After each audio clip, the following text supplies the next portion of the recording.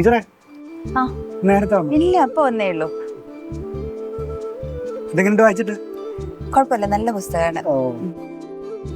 Ram care of Anandi അല്ലേ? ഇതിൽ കുറേ കഥാപാത്രങ്ങളുണ്ട്. റാമുണ്ട്, ആനന്ദിയുണ്ട്. പക്ഷെ എനിക്ക് ഏറ്റവും ഇഷ്ടപ്പെട്ടത് മല്ലിനെയാണ്. നോവൽ വായിച്ചു തീർന്നിട്ടും മല്ലി ഇപ്പോഴും എൻ്റെ കൂടെ തന്നെയുണ്ട്. മല്ലി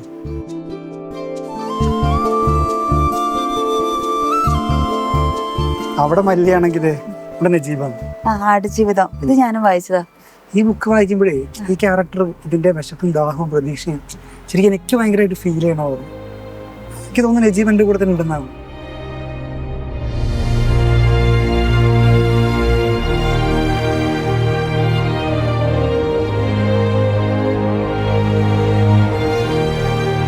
അപ്പൊ ഞാൻ ഇത് വായിച്ചിട്ടാ. എന്നാ ഇത് എൻ്റെ ഇരിക്കട്ടെ. ശരി, ഓക്കെ. ഇങ്ങനെ നമ്മൾ അവസാനിച്ചാലും കാലത്തിനതീതമായി സഞ്ചരിക്കുന്ന എത്രയോ മനുഷ്യരുണ്ട് നമുക്ക് മുൻപേ നടന്നുപോയവർ.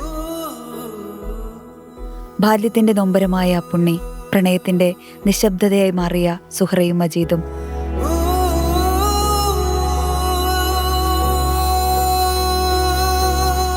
അഭിമാനത്തിന്റെയും ആത്മവിശ്വാസത്തിന്റെയും പ്രതീകമായ ഇന്ദുലേഖ, പിന്നെ വിമല, ഖസാക്കിലെ രവി, ഒലിവർ ട്വിസ്റ്റ്, ഹാംലെറ്റ്, അങ്ങനെ എത്രയോ മനുഷ്യർ. നമ്മള് അവരുടെ ജീവിതം കൂടെയല്ലേ ജീവിച്ചത്?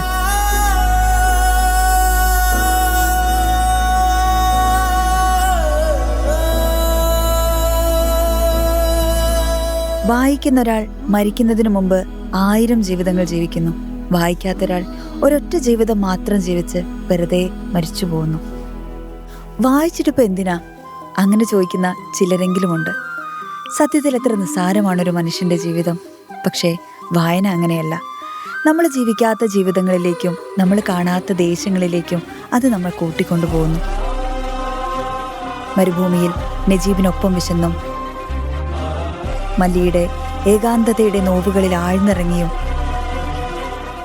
അനന്തവിശാലമായ അനുഭവത്തിലൂടെ കുറച്ചുകൂടെ ഭേദപ്പെട്ടൊരു മനുഷ്യനായി ജീവിക്കാൻ നമ്മെ സഹായിക്കുന്ന ഏറ്റവും മനോഹരമായ യാത്രയാണ് വായന.